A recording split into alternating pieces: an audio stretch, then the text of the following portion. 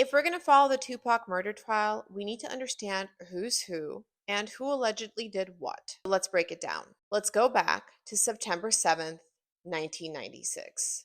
Earlier that night, Tupac Shakur and Suge Knight attended the Mike Tyson fight at the MGM in Las Vegas. After the fight, Tupac and members of the Death Row entourage got into an altercation with a man named Orlando Anderson inside the MGM. And that altercation is critical because prosecutors say it is what ultimately led to Tupac's murder. A few hours later, we have our first car, a black BMW. Suge Knight is driving. Tupac is in the passenger seat. They're headed towards Suge's nightclub when they stop at a red light near the strip. That's when our second car enters the story, a white Cadillac.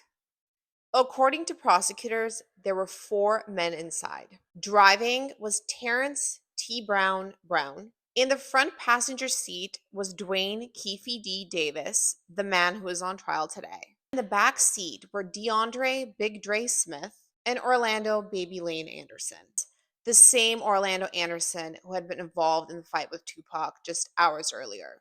The prosecution's theory is essentially this. After Orlando was beaten at the MGM, Keefe D and others went looking for Tupac and Suge in retaliation.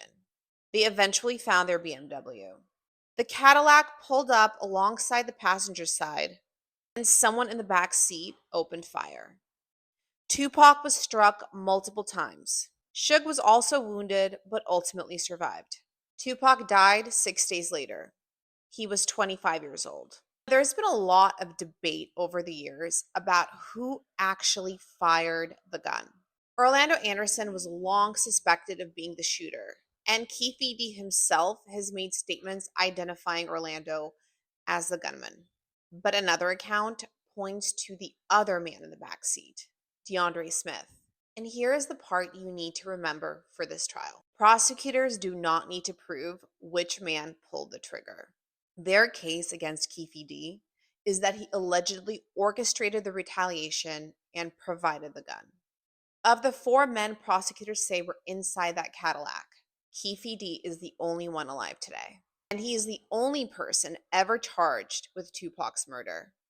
Keep watching this account for daily updates.